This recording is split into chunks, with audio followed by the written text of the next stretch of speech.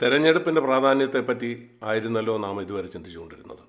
നാം എടുക്കുന്ന ഓരോ ചെറിയ തീരുമാനങ്ങളും അത് കൂട്ടിച്ചേർത്താണ് നമ്മുടെ ജീവിതം എന്താണെന്ന് തീരുമാനിക്കപ്പെടുന്നത്. അതാണ് നമ്മുടെ ജീവിതത്തെ തീരുമാനിക്കുന്നത്.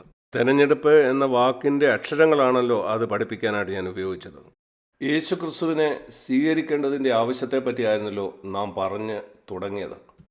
ഞാൻ ഈ കാര്യം ഊന്നി പറയാൻ ആഗ്രഹിക്കുന്നു. നമ്മൾ അവനെ തിരഞ്ഞെടുത്തല്ല, ഉലകസ്ഥാപനത്തിന് മുമ്പ് അവൻ നമ്മെ തിരഞ്ഞെടുത്താണ്. എഫേസ്യ ലേഖനം 1-ാം അധ്യായത്തിൽ അത് പറയുന്നു. നമ്മൾ ആ തിരഞ്ഞെടുപ്പിനെ സ്വീകരിക്കുകയാണ്. ആ തിരഞ്ഞെടുപ്പ് നമ്മൾ നടത്തുകയാണ്. അതിനുശേഷം താഴ്മയുടെ വഴി നാം തിരഞ്ഞെടുക്കണം. അനുസരണം തിരഞ്ഞെടുക്കുന്നതിനെ പറ്റി, സ്വഭാവധാഷ്ട്യം തിരഞ്ഞെടുക്കുന്നതിനെ പറ്റി, ഇതെല്ലാം വളരെ പ്രധാനപ്പെട്ടതാണ്. ഇന്ന് അതിൻ്റെ അവസാനത്തെ 2 അക്ഷരങ്ങളെക്കുറിച്ചാണ് നാം ചിന്തിക്കുന്നത്. അത് യേശു ക്രിസ്തുവിൻ്റെ സ്വഭാവം വെളിപ്പെടുത്തുന്നതാണ്. അവസാനത്തെ അക്ഷരങ്ങൾ സിയും ഇയും. അതിൻ്റെ അർത്ഥം ക്രിസ്തു തുല്യമായ ഒരു മാതൃക. പ്രസംഗിക്കുന്നതായിരിക്കണം പ്രവർത്തിക്കേണ്ടത് എന്ന് ആളുകൾ പറഞ്ഞ് നിങ്ങൾ കേട്ടിട്ടുണ്ടാവും. നിങ്ങളെല്ലാവരും അത് കേട്ടിട്ടുണ്ടാവും. അത് അനുഗമിക്കാൻ പറ്റിയൊരു നല്ല കാര്യമാണ്. നിങ്ങൾ പ്രസംഗിക്കുന്നത് ചെയ്യുന്നില്ലെങ്കിൽ നിങ്ങൾ പറയുന്നത് ആരും ശ്രദ്ധിക്കുകയില്ല. എന്നാൽ യേശുക്രിസ്തു ഈ ഭൂമിയിൽ ജീവിച്ചപ്പം ഇതിനേക്കാളും കുറച്ചുകൂടെ ഉന്നതമായൊരു പ്രമാണത്തിലാണ് അവൻ ജീവിച്ചത്. അവൻ പ്രസംഗിച്ചത് ചെയ്യുകയായിരുന്നില്ല, അവൻ ചെയ്തുകൊണ്ട് ഇരുന്നതാണ് അവൻ പ്രസംഗിച്ചത്. അത് തികച്ചും വ്യത്യസ്തമാണ്. നാം അപ്പോസ്തല പ്രവൃത്തി 1-ാം അധ്യായം അതിൻ്റെ 1-ാമത്തെ വാക്യം അപ്പോസ്തല പ്രവൃത്തി എഴുതിയത് ഡോക്ടർ ലൂക്കോസാണ്. അവൻ തന്നെയാണ് ലൂക്കോസിൻ്റെ സുവിശേഷം എഴുതിയത്. അവൻ എഴുതിയ ലൂക്കോസിൻ്റെ സുവിശേഷത്തെക്കുറിച്ച് അവൻ ഒരു വാക്കിൽ പ്രകാരം പറയുന്നു: യേശു ആദ്യം ചെയ്തതും അതിനുശേഷം പഠിപ്പിച്ചതും.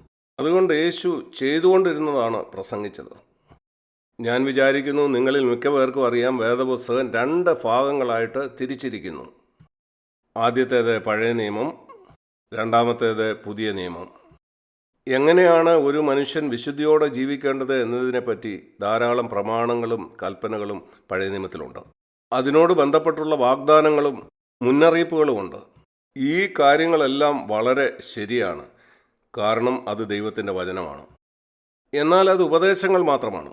എന്നാൽ ഈ കൽപ്പനകൾ എങ്ങനെ പ്രമാണിക്കണമെന്ന് നമുക്കാരും കാണിച്ചു തന്നിരുന്നില്ല. ഞാനൊരു ഉദാഹരണം പറയാം. ചിന്തിക്കുക, വളരെ കലങ്ങി മറിഞ്ഞൊഴുകുന്ന ഒരു നദിക്ക് കുറുകെ നിങ്ങൾക്ക് നീന്തണം.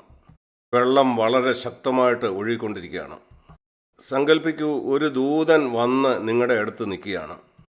എങ്ങനെ വെള്ളത്തിൽ പൊങ്ങിക്കിടക്കാമെന്നുള്ളതിൻ്റെ ശാസ്ത്രവശം നിങ്ങളോട് പറയുകയാണ്. നീന്തുന്നത് എങ്ങനെയാണെന്നുള്ളതിൻ്റെ പല വശങ്ങൾ. നിങ്ങളുടെ ശ്വാസം എങ്ങനെ പിടിക്കണം, എപ്പോഴാണ് ശ്വാസം വിടേണ്ടത്, എങ്ങനെയാണ് കൈ ഉപയോഗിക്കേണ്ടത്, കാലെങ്ങനെ ചലിപ്പിക്കണം, എങ്ങനെയാണ് നീന്തേണ്ടത്. അതിനുശേഷം ദൂതൻ പറയുകയാണ്, നിങ്ങൾ നോക്കൂ, ഞാൻ എങ്ങനെയാണ് ഈ നദിയുടെ അക്കരെ ചെല്ലുന്നത്. അതിനുശേഷം തൻ്റെ ചിറക് വിരിച്ച് അവൻ അതിനക്കരയ്ക്ക് പറന്നു. അതിനുശേഷം അവൻ മടങ്ങി വന്ന് പറയുകയാണ്, നീ ഇപ്പോൾ ചെയ്യൂ. നിങ്ങളെന്ത് പറയും? നമ്മളെല്ലാവരും പറയും, നിൽക്കുക, ഇത് ശരിയല്ല. നിനക്ക് ചിറകുകളുണ്ട്, ഗുരുത്വാകർഷണം എന്നെ ബാധിക്കുന്ന പോലെ നിന്നെ ബാധിക്കുന്നതായിട്ട് കാണുന്നില്ല, അതുകൊണ്ട് നിനക്ക് സുഖമായിട്ട് ഈ നദിയുടെ അക്കരയ്ക്ക് പറക്കാം. ഞാൻ ഈ വെള്ളത്തിലേക്ക് ചാടിയാൽ എൻ്റെ ശരീരത്തിന് ഭാരമുള്ളതാൽ ഗുരുത്വാകർഷണത്താൽ ഞാൻ ഈ നദിയിൽ മുങ്ങിപ്പോകും. പഴയ നിയമത്തിലുള്ളതിൻ്റെ ഒരു ചെറിയ ഉദാഹരണമാണിത്. എത്രമാത്രം ശ്രമിച്ചാലും ആർക്കും പഴയ നിയമത്തിൽ ഈ ജീവിതം ജീവിക്കാൻ കഴിഞ്ഞില്ല. ചിലർക്കൊക്കെ കുറച്ചു ദൂരം പോകാൻ കഴിഞ്ഞു, എന്നാൽ ആർക്കും അത് പൂർത്തീകരിക്കാൻ കഴിഞ്ഞില്ല. എന്നാൽ ആ ദൂതൻ അവൻ്റെ ചിറക് കളഞ്ഞിട്ട്, നമ്മുടെ കൂട്ടൊരു ശരീരം ഉണ്ടെങ്കിൽ ഗുരുത്വാകർഷണത്താൽ താഴോട്ട് വലിക്കപ്പെടുന്ന ഒരു ശരീരം, അങ്ങനെയെങ്കിൽ എങ്ങനെയാണ് നീന്തേണ്ടതെന്ന് അവൻ എന്നെ കാണിക്കാൻ പറ്റും. കൂട്ടുകാരെ, ഇത് തന്നെയാണ് യേശു ക്രിസ്തു ചെയ്തത്. നമ്മുടെ 1-ാമത്തെ ദിവസം ഞാൻ പറഞ്ഞല്ലോ, അവൻ എത്രമാത്രം നമ്മളെ സ്നേഹിച്ചു, അങ്ങനെ അവൻ ഈ ഭൂമിയിലേക്ക് ഇറങ്ങി വന്നു. കൂട്ടുകാരെ, അവൻ്റെ സ്നേഹം അവൻ നമുക്ക് വേണ്ടി ക്രൂശിൽ തൂങ്ങിയത് മാത്രമല്ല, അവൻ ഈ താണ ലോകത്തിലേക്ക് ഇറങ്ങി വന്നത് തന്നെ അന്ധകാരം നിറഞ്ഞ ഈ ലോകത്തിലേക്ക് നമ്മളിൽ ഒരാളെ പോലെ ജീവിക്കേണ്ടതിന്. അതാണ് അവൻ ചെയ്തത്. അവൻ ദൈവമായിരുന്നെങ്കിലും അവൻ നമുക്ക് തുല്യമായൊരു ശരീരത്തിൽ വന്നു. പാപം കീഴോട്ട് വലിക്കുന്ന ഈ ശരീരത്തിൽ നമ്മുടെ ജീവിതമാകുന്ന ഈ നദി കക്കരയ്ക്ക് നീന്തിക്കടന്നു. ഒരിക്കലും അല്പം പോലും ഈ നദിയിൽ മുങ്ങിത്താഴാതെ തൻ്റെ ജീവിതത്തിൻ്റെ 30 വയസ്സുവരെ അവൻ താഴ്മയോടെ നമ്മെ കാണിച്ചു തന്നു എങ്ങനെയാണ് നീന്തേണ്ടതെന്ന്. അതിനുശേഷമുള്ള 3.5 വർഷം നാം സുവിശേഷങ്ങളിൽ വായിക്കുന്നത് പോലെ തൻ്റെ ശിഷ്യന്മാരോട് എങ്ങനെയാണ് നീന്തേണ്ടതെന്ന് അവൻ പഠിപ്പിച്ചു. അല്പം പോലും മുങ്ങിത്താഴാതെ സുരക്ഷിതമായി അക്കരെ എത്തിയ ഒരേ ഒരാൾ അവൻ മാത്രമായിരുന്നു. അതുകൊണ്ട് അവൻ അധികാരത്തോടെയാണ് എങ്ങനെ നീന്താൻ കഴിയുമെന്ന് പഠിപ്പിച്ചത്. അത് വെറും വാക്കുകളായിരുന്നില്ല. എബ്രായ ലേഖനം 6:19 വേദപുസ്തകം ഇങ്ങനെ പറയുന്നു. അത് നമുക്കിങ്ങനെ പറയാം: നമ്മൾ ഈ നദിയുടെ അക്കരയ്ക്ക് നോക്കുമ്പോൾ യേശു അവിടെ നിൽക്കുന്ന നമുക്ക് കാണാം.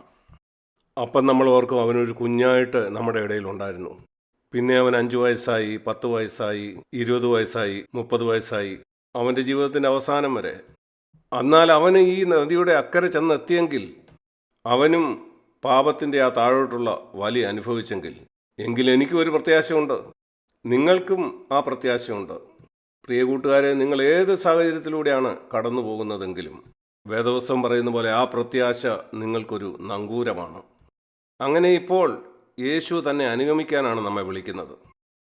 ഞാൻ ആദ്യ ദിവസം പറഞ്ഞതുപോലെ, നിങ്ങൾ യേശുവിനെ സ്വീകരിക്കുമ്പം ആ ആത്മാവ്, യേശുവിൽ ഉണ്ടായിരുന്ന അതേ ആത്മാവ്, യേശുവിനെ ഈ നദി നീന്തി അക്കരെ എത്തുവാനുണ്ടായിരുന്ന ശക്തി, അതിപ്പോൾ അവൻ നിങ്ങൾക്കും തരും. ഇപ്പം നിങ്ങൾ യേശുവിനെ എല്ലാ ദിവസവും തിരഞ്ഞെടുക്കുമെങ്കിൽ അവൻ നിങ്ങളെ ശക്തീകരിക്കുകയും നിങ്ങളോട് സംസാരിക്കുകയും ഈ നദി നീന്തിക്കിടക്കാനായിട്ട് നിങ്ങളെ സഹായിക്കും. അവൻ നിങ്ങളുടെ ഉള്ളിൽ വസിച്ചുകൊണ്ട് നീന്തേണ്ടത് എങ്ങനെയാണെന്ന് നിങ്ങളെ കാണിച്ചു തരും. നിങ്ങൾക്ക് കഴിയത്തില്ല എന്ന് തോന്നുമ്പോൾ അവൻ നിങ്ങളെ ഉത്സാഹിപ്പിക്കും. നിങ്ങൾ മുങ്ങിപ്പോകുമെന്ന് തോന്നുമ്പോൾ അവൻ നിങ്ങളെ രക്ഷിക്കും. അങ്ങനെ എല്ലാ സാഹചര്യത്തിലും നിങ്ങളെ മുന്നോട്ട് നയിച്ചുകൊണ്ട് അക്കരെ എത്താനായിട്ട് അവൻ സഹായിക്കും. യേശുക്രിസ്തു ഈ ഭൂമിയിലായിരുന്ന സമയത്ത് അവൻ ഇങ്ങനെ പറഞ്ഞു: ഞാൻ ഈ ഭൂമിയുടെ വെളിച്ചമാവുന്നു. അവൻ ഈ ഇരുണ്ട ലോകത്ത് ജീവിച്ചപ്പം അവനൊരു വെളിച്ചം പോലെ പ്രകാശിച്ചു. ആ വെളിച്ചം പറഞ്ഞത്, നിങ്ങൾക്കും ദൈവത്തിൻ്റെ കൽപ്പന പ്രമാണിക്കാൻ കഴിയും. ഇങ്ങനെയാണത്. എന്നാൽ അവൻ പറഞ്ഞു, ഞാൻ ഈ ഭൂമിയിലിരിക്കുമ്പോൾ മാത്രമാണത്. ഇന്നവൻ ഭൂമിയിലല്ല, അവൻ സ്വർഗത്തിലാണ്, പിതാവിൻ്റെ വലത്തുഭാഗത്ത്. എന്നാൽ നിങ്ങൾ ഈ ഭൂമിയിലാണ്, ഞാൻ ഈ ഭൂമിയിലാണ്. അവൻ അവനെ അനുഗമിക്കുന്ന ശിഷ്യന്മാരോട് ഇങ്ങനെ പറഞ്ഞു. മത്തായിയുടെ സുവിശേഷം 5:14 ഇപ്പം നിങ്ങളാണ് ലോകത്തിൻ്റെ വെളിച്ചം. നിങ്ങൾ എന്നിൽ നിന്ന് പഠിച്ചല്ലോ എങ്ങനെ ഈ നദി നീന്തിക്കിടക്കാമെന്ന്. ഇനിയും നീ തിരിഞ്ഞ് മറ്റാരെങ്കിലും ഇത് പഠിപ്പിക്കാമോ? മറ്റൊരാൾക്ക് നീ അതിന് മാതൃകയായിരിക്കുക. നോക്കൂ, ഈ ലോകത്ത് നിറച്ച് പ്രസംഗകരും സുവിശേഷകരുമാണ്. അവർ യേശുവിനെ കുറിച്ച് പറയുന്നു. അതിനുവേണ്ടി വിളിക്കപ്പെട്ട ചിലരുണ്ട്. എന്നാൽ നമ്മളിൽ ഓരോരുത്തരും, കുഞ്ഞുങ്ങൾ മുതൽ പ്രായമുള്ള ആളുകൾ വരെ, നമ്മൾ ചെയ്യേണ്ട ഒരു കാര്യമുണ്ട്. നമ്മൾ കണ്ടുമുട്ടുന്ന ഓരോരുത്തർക്കും നമ്മളൊരു മാതൃകയായിരിക്കണം. നിങ്ങളൊരു വേദപുസ്തകം ഒരാൾക്ക് കൊടുത്താൽ അവർ അത് വായിക്കണമെന്നില്ല. എന്നാൽ അവർ വായിക്കുന്ന എന്തെന്നറിയുമോ? നിങ്ങളുടെ ജീവിതം. ആരോ പറഞ്ഞതുപോലെ നിങ്ങൾ എങ്ങനെയാണ് ജീവിക്കുന്നതെന്ന് നോക്കൂ. നീ എന്ന ബൈബിളായിരിക്കാം ചിലർ ജീവിതത്തിൽ വായിച്ചിട്ടുള്ളത്. ഇത് ഓർത്തിരിക്കുക. നീ ഒരു ക്രിസ്ത്യാനിയാണോ? ആളുകൾ നിന്നെ ശ്രദ്ധിക്കുന്നുണ്ട്. നിങ്ങൾക്ക് ഇൻറ്റഗ്രിറ്റി ഉണ്ടെങ്കിൽ, അതിനർത്ഥം യേശുവിൻ്റെ ആത്മാവ് നിങ്ങളുടെ ഉള്ളിൽ വസിക്കുന്നുണ്ടെങ്കിൽ, നിങ്ങൾക്ക് യേശുവിനെ അനുഗമിക്കാൻ കഴിയും, മറ്റുള്ളവരെയും സഹായിക്കാൻ കഴിയും. അപ്പോസ്തലനായ പൗലോസ് സുവിശേഷം അറിയിച്ച ഏറ്റവും പ്രധാനികളിൽ ഒരാളായിരുന്നു. അവൻ നടത്തിയ ഏറ്റവും ശക്തമായ പ്രസ്താവനകളിൽ ഒന്ന് ഇതായിരുന്നു. അവൻ 1 കൊരിന്ത്യർ 11:1 ഇങ്ങനെ പറഞ്ഞു: ഞാൻ ക്രിസ്തുവിനെ അനുഗമിക്കുന്ന പോലെ നിങ്ങൾ എൻ്റെ അനുകാരികളായിരിക്കും. മനോഹരമായൊരു മാതൃക. നോക്കൂ, നിങ്ങൾക്കൊരു മാതൃകയാകാൻ വലിയ കഴിവുകൾ ആവശ്യമില്ല. നിങ്ങൾ സത്യമുള്ളവരായിരിക്കണം. നിങ്ങൾ ആധികാരികമായിരിക്കണം. നിങ്ങൾ ശരിക്കും ശ്രദ്ധാലുവായിരിക്കണം. അതിനായിട്ട് ദൈവത്തോട് ചോദിക്കുക. അതിനുശേഷം അപ്പനെയും അമ്മയും സഹായിക്കുക. ചെറിയ രീതിയിൽ നിങ്ങളുടെ വീട്ടിൽ നിങ്ങളുടെ സഹോദരനെയോ സഹോദരിയോ സഹായിച്ചുകൊണ്ട്, നിങ്ങളുടെ ക്ലാസ്സിൽ ഒരാൾ ദുഃഖിതനായിരിക്കുന്നെങ്കിൽ അവരെ സഹായിച്ചുകൊണ്ട്, സൂമിൽ വരാത്ത ഒരാൾ, അവരെ 1-2 വാക്ക് പറഞ്ഞ് നിങ്ങൾക്ക് ആശ്വസിപ്പിക്കാം. വഴിയിൽ കാണുന്ന ഒരു അപരിചിതന് നേരെ ഒന്ന് ചിരിച്ചുകൊണ്ട്, ആ ദിവസം ഈ അന്ധകാരം നിറഞ്ഞ ലോകത്തിൽ അവനൊരു പ്രത്യാശയും ഒരു മാതൃകയുമാണ് നിങ്ങൾ കാണിക്കുന്നത്. ലോകത്തെ നിങ്ങൾക്ക് വ്യത്യാസപ്പെടുത്തണോ? മഹാത്മാഗാന്ധിയുടെ ഈ വാക്കുകൾ നിങ്ങൾ കേട്ടിട്ടുണ്ടാവും. ലോകത്തിൽ നിങ്ങൾ കാണാൻ ആഗ്രഹിക്കുന്ന മാറ്റം നിങ്ങളിൽ ഉണ്ടാവട്ടെ. യേശുക്രിസ്തുവിലൂടെ നിങ്ങൾക്ക് ആ മാറ്റം ഉണ്ടാവും.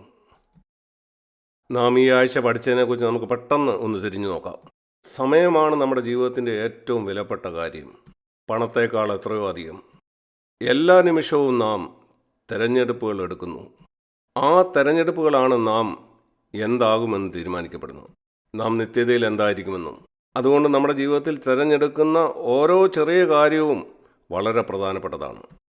അതിലൊന്നാമത്തേതും ഏറ്റവും പ്രധാനവുമായിട്ടുള്ള തിരഞ്ഞെടുപ്പ് യേശുക്രിസ്തുവിനെ തിരഞ്ഞെടുക്കുന്നത് ആണ്. അവൻ നിങ്ങളെ തിരഞ്ഞെടുത്ത് കഴിഞ്ഞു, നിങ്ങളും അവനെ തിരഞ്ഞെടുക്കുക. അങ്ങനെ മാത്രമേ നിങ്ങൾക്ക് മറ്റ് തിരഞ്ഞെടുപ്പുകൾ ശരിയായിട്ട് എടുക്കാൻ കഴിയൂ. എപ്പോഴും താഴ്മ തിരഞ്ഞെടുക്കുക. അങ്ങനെയെങ്കിൽ നിങ്ങൾക്ക് ദൈവത്തിൻ്റെ ശക്തി ഉണ്ടാവും.